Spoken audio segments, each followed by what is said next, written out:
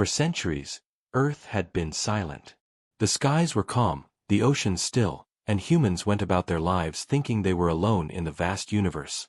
Most had long forgotten the old tales, the legends whispered across generations about other beings watching from the stars.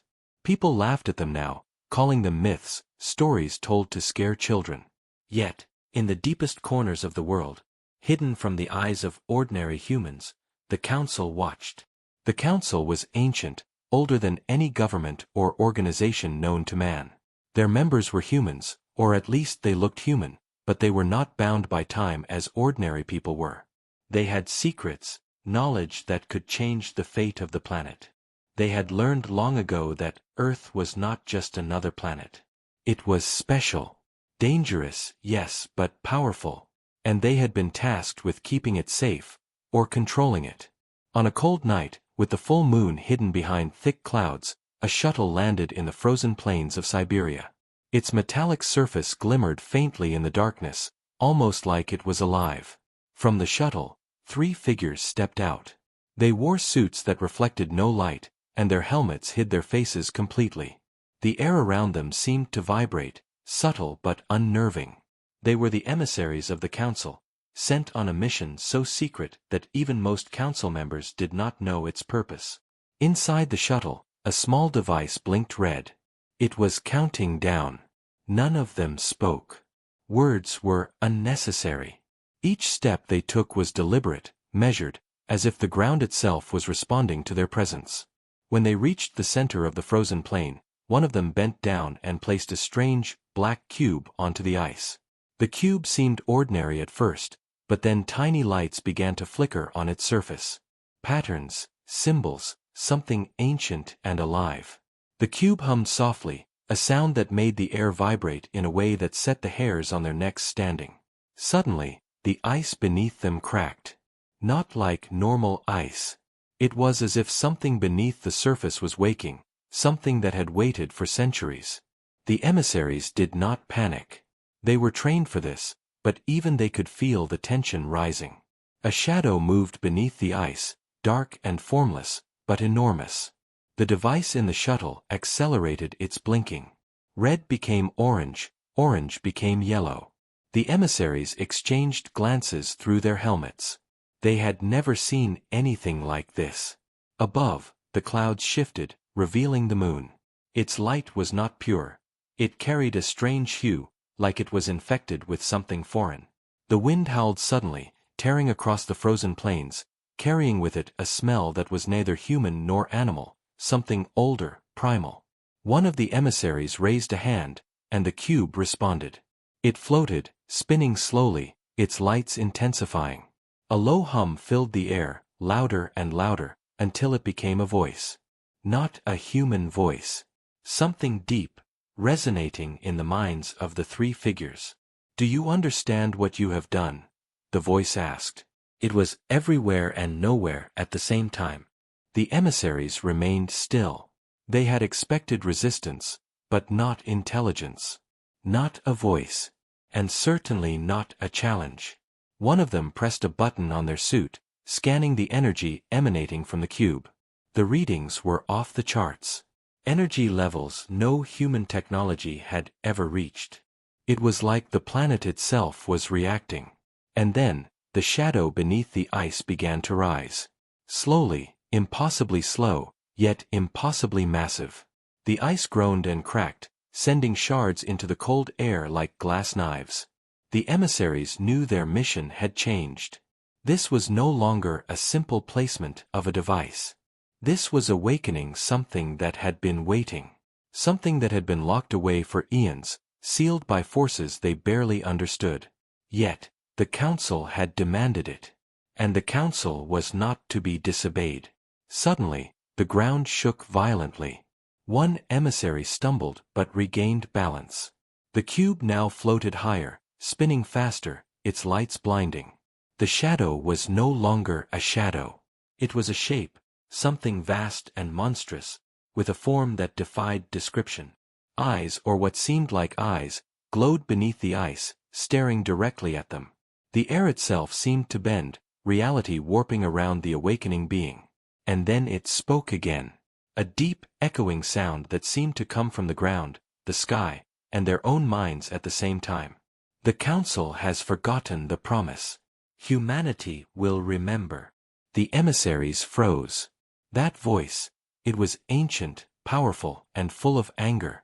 They realized, perhaps too late, that this was no ordinary mission. They were no longer the masters of this event. They were witnesses. And Earth was about to change forever. From a distance, a faint signal pinged on the Council's monitoring system. The message was brief. Initiation complete. Unknown response detected. Silence followed.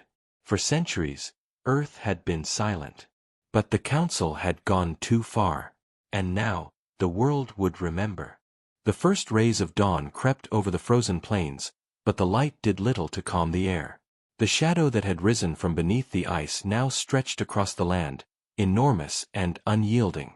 It was as if the planet itself had grown a living arm, reaching out to the sky. The emissaries stood frozen, their suits whirring softly, scanning, calculating, but none of their instruments could make sense of what they saw. Far away, in a small town at the edge of Siberia, life continued as if nothing had changed. People woke, went to work, children played in the snow. No one could see what had emerged. But the world would not remain blind for long. A tremor shook the ground beneath the town, small at first, then violent. Windows rattled, roofs groaned, and the residents looked up, faces pale with fear.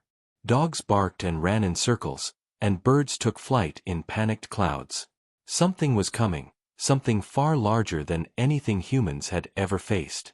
Back on the plains, the emissaries moved closer to the shadow. One of them reached out toward the cube, but the device suddenly shot upward, spinning faster than before. Its lights formed patterns, symbols that seemed to tell a story of a war older than humanity itself. The shadow responded, shifting, as if it understood. And then, with a sound like tearing mountains, it split. From its center emerged a figure, humanoid in shape but impossibly tall, its body shimmering like liquid metal. Its eyes were bright, not warm like a human's, but cold, precise, and full of memory. The emissaries instinctively fell back. One of them spoke through their helmet comms, their voice calm but tense. This is not what the Council warned us about. The figure's voice filled the air, calm, almost curious. Humans have forgotten the old promise. They have forgotten what they were given. And yet, they survive. The emissaries exchanged glances. This being spoke English, perfectly, though the words carried a weight that made the ground tremble with each syllable. One of them activated a device on their wrist, sending a pulse of light toward the figure. The pulse hit, but it did nothing. The figure simply absorbed it, its form flickering, almost laughing at the technology. Meanwhile, the tremors spread. Towns and cities far from Siberia began to feel them, subtle at first, then increasingly violent. Communications went down. Satellites lost contact. The world was starting to notice that something had changed. Something alive was moving beneath the earth. The emissaries knew they had to act. They could not allow this being to roam free, not yet. One of them pulled a small case from their suit, opening it to reveal a weapon unlike any human had ever seen. It glowed with energy, humming with potential. They aimed it at the figure, ready to fire, but hesitated. The being tilted its head, almost inquisitively, and spoke again. You cannot stop what is already awake. You are caretakers, yes, but blind ones. The Council has made a mistake, and now Earth will remember itself. The words cut through their minds, sharper than any blade. The emissaries realized that this was not just a force of destruction. It was judgment, history, and power combined. It had watched humanity, learned from it, and now it had awakened. And unlike humans, it did not hesitate, it did not forgive. Suddenly, the ground beneath them cracked again, more violently than before. The emissaries were thrown back, landing hard in the snow. The figure stepped forward, its shadow spreading across the plains like a dark storm. The cube hovered near its chest, lights spinning, patterns shifting faster and faster. Then, without warning, It shot a beam of energy into the sky. The clouds ripped apart, revealing the full moon, now glowing with a strange, unnatural light. For a moment, time seemed to stop. The wind froze, the snow hung in the air, and every living thing in the surrounding miles felt the presence of something far greater than themselves. And then, the figure spoke once more, its voice carrying like thunder across the world. The age of silence is over. Humanity will see. Humanity will remember. And those who are unprepared will fall. The emissaries struggled to their feet. They had underestimated the power they had awakened. They had thought themselves in control, but now it was clear. They were merely witnesses, caught in the opening act of a story older than time itself. Somewhere, deep beneath the ice, more shadows stirred. More of these beings, ancient and vigilant, waiting for the signal that had just been sent. Earth had slept for centuries, but the planet was alive, and it had just decided to wake. And across the world, humans, still unaware, went about their lives, oblivious to the forces converging on their home. They had no idea that their world, their very existence, was about to be rewritten. By the time the sun fully rose, news of strange events began to spread. Cities reported massive tremors, unusual lights in the sky, and equipment failures that no engineer could explain. Satellites sent back images of the Siberian plains, but what they captured made no sense. A massive humanoid figure standing among cracked ice fields, glowing with a strange energy. Governments panicked. Military forces were alerted, but even the most advanced armies had no idea what they were facing. In a small command center in Geneva, General Arlen stared at the screens in disbelief. What is that?" he asked, voice tight with tension. Analysts shook their heads. "We don't know, sir. Nothing like this has ever been seen before. It's huge. And it's moving, deliberately." Meanwhile, far from the command center, a young scientist named Dr. Elara Miles was already on her way. She had spent her life studying Earth's magnetic fields, energy fluctuations, and strange anomalies, preparing for a day she had always hoped would never come. Her research suggested that Earth was more than just a planet. It was a living system, capable of defense and awareness. And now she realized that theory was no longer just an idea, it was reality. Elara arrived at a remote base near the Siberian plains, greeted by the emissaries from the council. They were battered and cautious, yet alive. One of them, taller and stronger than the others, spoke first. The being, "It's not attacking yet. It's observing, measuring, and it knows we cannot stop it." Elara frowned. "Observing? Measuring? That's impossible. Nothing on Earth could survive what it just did to the ice." "It is not just on Earth," the emissary replied. "It is Earth. Or at least, it is connected to it. What we awakened is not merely a creature. It is a force, a guardian, and it will not be controlled." Elara's mind raced. She knew humans had always believed they were the center of everything. But standing there, watching the emissaries and reviewing the data, she realized that humans were tiny in comparison to the forces at play. And yet, that did not mean they were powerless. In the distance, the plains shook again. The figure, the being awakened from centuries of slumber, moved. Its steps cracked the ice, sending massive vibrations across the land. Elara and the emissaries watched as it raised the cube higher. Its energy pulses reached into the sky, creating auroras of unnatural colors that danced across the clouds. This is changing the planet," one emissary whispered. "If it continues, entire regions could become uninhabitable." Elara stepped forward. "Then we need to communicate. It's intelligent. It spoke before, right? If we can reach it, maybe we can reason with it." The emissaries exchanged skeptical glances. "You underestimate it," one said. "It is older than humanity. It has seen civilizations rise and fall. Reason may not matter." But Elara did not back down. She activated a portable device, something she had secretly developed for research purposes, a translator of sorts, designed to interpret non-human energy patterns. The device hummed and glowed, picking up pulses from the cube. For a moment, nothing happened. Then, slowly, words began to form on the screen. "Why have you disturbed my slumber?" Ilara's heart raced. The being was communicating. The emissaries stiffened, watching her closely. She spoke, her voice calm but strong. "We did not mean to disturb you. We only sought knowledge. We wanted to understand the planet and protect it." There was silence for a long moment. Then the being responded, in a voice that resonated in their minds and across the ice. "You are not ready. You are fragile. And yet, you persist." Ilara realized the being was testing them, judging humanity not for their strength, but for their courage, their persistence. The emissaries looked at her with awe. You might be the first human to reach it," one said quietly. The being shifted, the ice around it melting and reforming in strange patterns. "Prove your worth. Show that humanity can rise above its fears. Only then will the planet accept you as its guardians." Ilara nodded. "We will.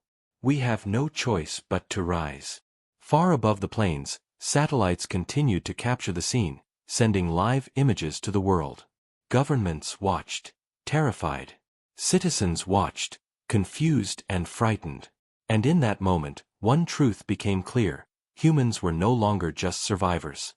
They were participants in something far larger than themselves, something that would decide the future of Earth and perhaps the universe. The being watched. The planet waited. And humanity, for the first time in centuries, was about to be tested. The wind howled across the Siberian plains, carrying snow in sharp, stinging gusts.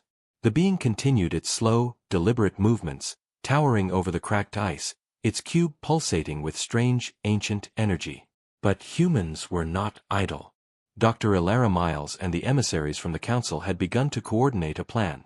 Small, careful steps that relied not on brute force, but on human intelligence and adaptability. Ilara crouched over her portable device, watching the energy patterns emanating from the cube.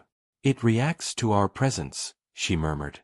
"Not just to the device, but to intent. If we show understanding and precision, it listens." One of the emissaries shook his head. "You're gambling with the planet itself. This is beyond human comprehension." Ilara looked up, eyes determined. "Maybe.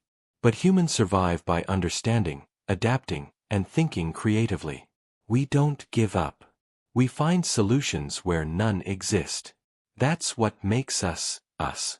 She turned to the others and pointed to a series of sensors she had deployed across the plains. "We'll create a pattern, a signal that mirrors its energy. It may recognize it as communication, not threat." The emissaries hesitated but allowed her to proceed. Ilara activated the sensors. They glowed faintly, emitting pulses of energy that matched the rhythms of the cube. Slowly, hesitantly, the being paused.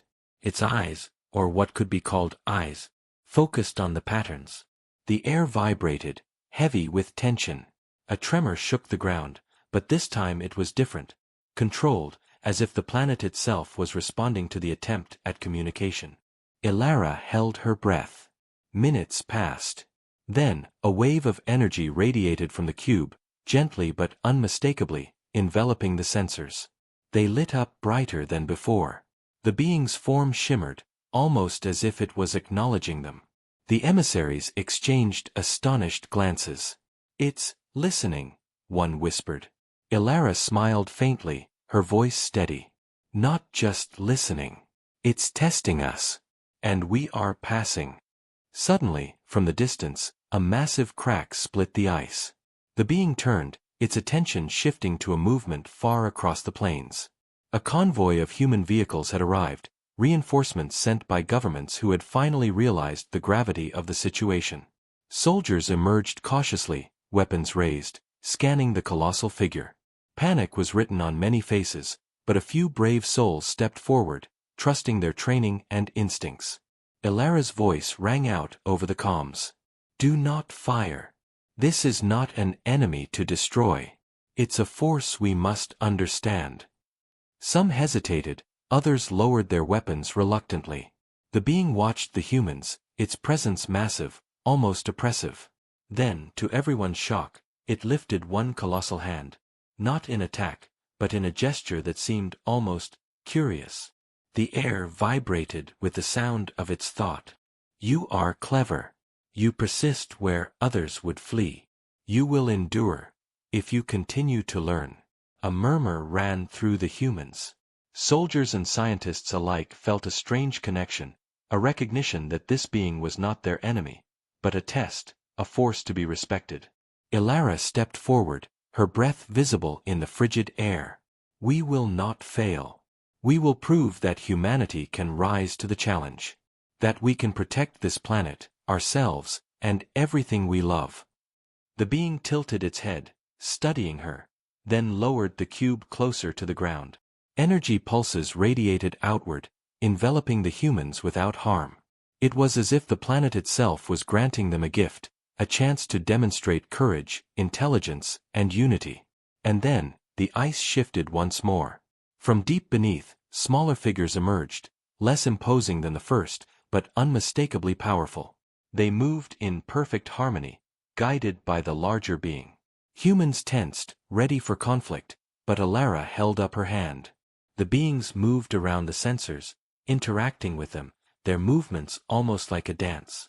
The emissaries whispered among themselves. It's showing them the pattern of coexistence. It's giving humans a chance, a test. Ilara nodded.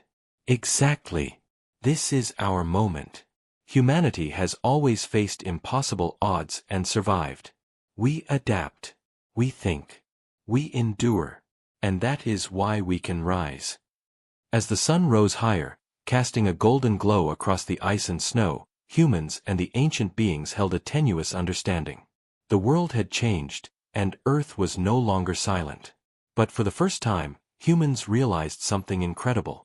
They were not powerless. They were participants in a story far greater than themselves, capable of courage, intelligence, and endurance that even the oldest forces could recognize. And somewhere deep in the planet, other forces stirred, waiting. But for now, humans had passed the first test, and the planet had taken notice. The calm that had briefly settled over the Siberian plains did not last. The massive being, now partially understood by humans, shifted its attention. The smaller figures beneath it began moving faster, patterns growing more complex. The air crackled with energy, sending shivers down every human spine. The planet itself seemed alive, breathing, watching, testing. Dr. Ilara Miles and the emissaries huddled near the sensors, quickly analyzing the readings. It's escalating, she said, her voice tense. The smaller beings are reacting to our presence, and their energy levels are rising. If we misstep, the consequences could be catastrophic. One of the emissaries frowned. We underestimated this. Even with your devices, you cannot control it. You can only influence it. Slightly. Ilara nodded, eyes scanning the field. Then we adapt. We don't control it, we respond. That's how humans survive. That's how we fight impossible odds. The beings moved in unison, forming a circle around the sensors. Energy pulses shot from their bodies, creating waves that distorted the ice. Machines trembled, and the human convoy struggled to maintain balance. Soldiers gripped their weapons, unsure whether to fight or flee. Ilara's device began to hum loudly, picking up irregular patterns in the energy. It's signaling a challenge, she whispered. Not destruction yet. But it's testing us, forcing humans to act under pressure. From the circle of smaller beings, a pulse shot outward, striking the ground near the humans. Ice exploded like shards of glass, sending everyone ducking for cover. The emissaries reacted instinctively, protecting Ilara as she recalibrated her device. We have one chance, she shouted over the chaos. We need to send a response that proves we can think, adapt, and survive. The soldiers and scientists worked together, placing additional sensors rapidly, creating a complex pattern of energy across the plains. Each sensor emitted a pulse designed to mirror the being's own energy waves. The air shimmered, and for a moment, the chaos paused. The beings froze, analyzing, calculating. Then, the largest being stepped forward, its massive form casting a shadow over the humans. Energy radiated from its cube, almost like a heartbeat. It spoke, not in words humans could hear, but directly into their minds. You endure. You adapt. You respond with intelligence. You do not flee. This is unusual. Ilara swallowed hard. We are humans, she replied aloud. We survive. We learn. We rise. That is what makes us strong. The being tilted its head, considering her words. Then, it lowered the cube slowly, as if granting humans a small victory. The energy pulses from the smaller beings stabilized, no longer chaotic. Humans cautiously emerged from cover, adjusting sensors, watching, learning. One emissary muttered, "It's impressed. But this is only the beginning. It will test us again, harder." Ilara nodded. "And we'll meet it. That's what humans do. We faced plagues, wars, disasters, and we survive. We adapt. We endure. That's our strength, even against something older and stronger than us." The being's cube pulsed one final time in acknowledgement, then released a shockwave across the plains. It was not destructive, but it sent a clear message. This was a test, a challenge to humanity's courage, intelligence, and determination. Humans had passed the first real trial, but the planet and its ancient guardians had more in store. From the distance, satellites captured the scene. Governments scrambled to respond, but no army, no technology, could fully grasp what was happening. Only humans on the ground, thinking, acting, and adapting, had any hope of influencing the outcome. Ilara looked at the emissaries. "We're learning. And every step we take, we show them that humans are not weak. We are survivors. We are thinkers. We are fighters." The largest being stepped back, observing the humans with a presence that was both intimidating and curious. The smaller figures retreated slightly, mirroring the humans' movements. For now, a fragile understanding existed. Humanity had survived the first real test, but deep down, everyone knew this was only the beginning. And somewhere, deep within the planet, other forces stirred. Forces that had waited centuries for the right moment. The silence of Earth was over, but the story of humanity's endurance, courage, and intelligence was only beginning. The Siberian plains were no longer silent. The ground hummed with energy, ice cracked under the weight of forces far older than humans could comprehend.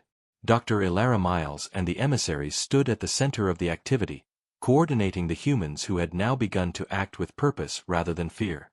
Soldiers, scientists, and engineers moved in unison, guided by a single understanding. They were part of something greater than themselves. The massive being and its smaller counterparts had begun to circle the sensors, testing the humans' reflexes and intelligence. Every movement, every calculation, every choice humans made was scrutinized. The cube pulsed faster now, sending waves of energy that could have destroyed conventional technology. But humans adapted. They used the energy itself, redirecting it through their sensors, stabilizing their positions. Ilara's eyes scanned the readings. "It's learning from us as much as we are learning from it," she said. "It reacts not to force, but to cleverness, coordination, and persistence." The largest being suddenly raised the cube high above its head. Energy exploded outward in a dazzling wave, shattering the ice in a radius that could have wiped out the convoy. Humans froze for a moment, but Ilara acted. She directed the team to activate a series of backup generators connected to the sensors. The energy from the cube was absorbed and redirected into the ground, forming a protective barrier. The emissaries stared, disbelief on their faces. That was human ingenuity," one whispered. "You used its power against itself." Ilara nodded, heart pounding. "That's what humans do. We don't always fight with strength. We fight with brains, courage, and persistence. And we adapt faster than almost anything else." The being tilted its head, observing the humans with what seemed like curiosity. Then it moved forward, slow and deliberate, testing their reactions further. Smaller figures darted around the humans, probing, pushing limits, seeking weaknesses. Every time they attacked, humans responded, learning patterns, coordinating movements, predicting their actions. See, Ilara said to the emissaries. We're teaching it about us. And in doing so, we're showing that humans are not just fragile creatures. We are capable, we are clever, and we will endure. The being's energy pulses intensified, lighting the sky with auroras of impossible colors. The air vibrated, and snow whipped around the humans in freezing sheets. Still, they held their ground. Soldiers moved strategically, engineers adjusted the sensors in real time, and Ilara monitored every detail. It was chaos, but structured chaos, the kind only humans could manage under extreme pressure. Then, the cube shot a direct beam toward the humans, targeting the sensors. But instead of fear, the humans acted with precision. Using the devices they had prepared, they split the beam, redirecting it into the ice in controlled patterns. The energy exploded in a dazzling display, but the humans were unharmed. The beings paused, seeming to consider this unexpected reaction. Ilara breathed heavily. We're proving something.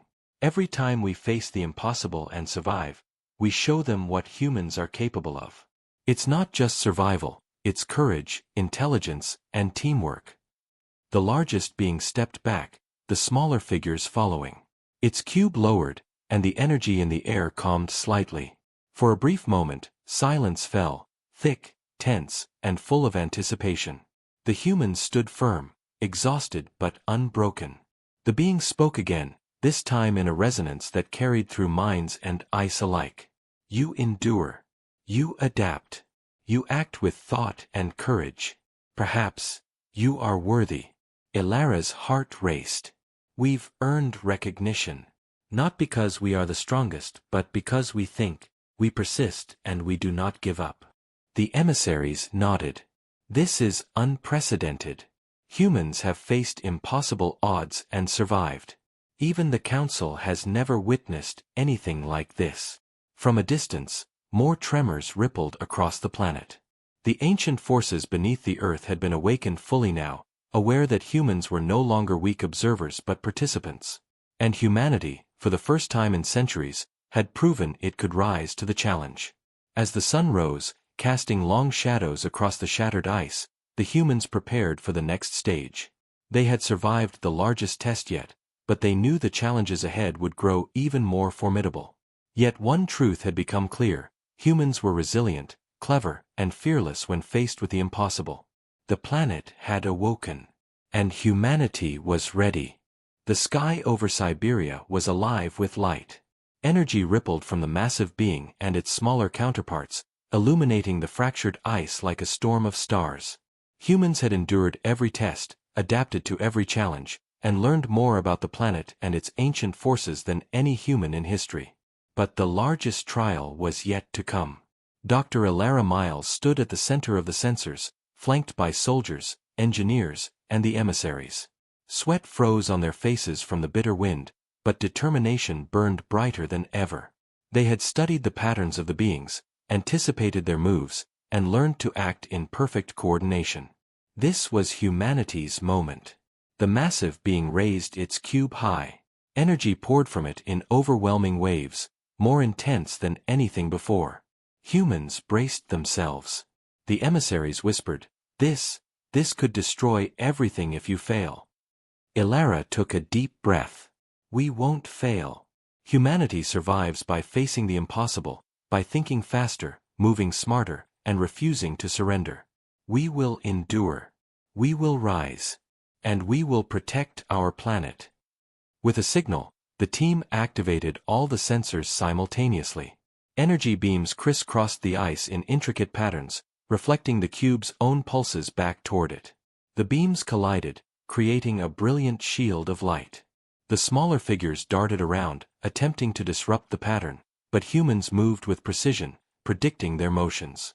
Every adjustment, every calculation, every human instinct countered the challenge.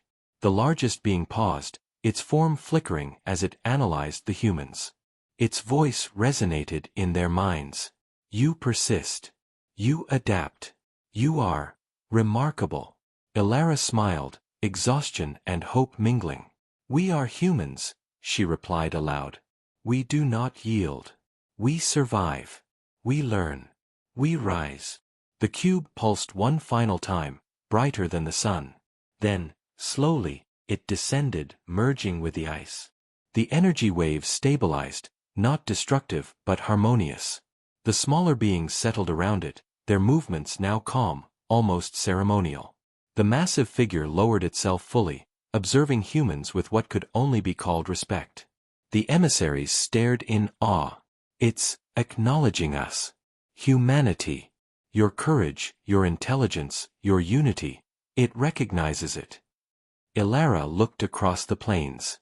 The soldiers, engineers, and scientists who had worked together, surviving every test, stood tall despite the cold, fatigue, and danger. They had faced forces older than civilization itself, and they had not only survived, they had adapted, strategized, and endured. The being's voice echoed one last time, deep and resonant. Earth has watched. Earth has tested. Humanity has risen. Guardians of this planet, you have proven your worth. You endure. You protect. You remember. A silence followed, vast and profound. The wind calmed, the ice ceased trembling, and the sky cleared, revealing a brilliant aurora stretching across the horizon. Humanity had passed the ultimate test. They were no longer merely inhabitants of Earth, they were its guardians, recognized by the oldest forces of the planet itself. Elara lowered her device and whispered, "We did it. We showed them what humanity can do." The emissaries nodded solemnly.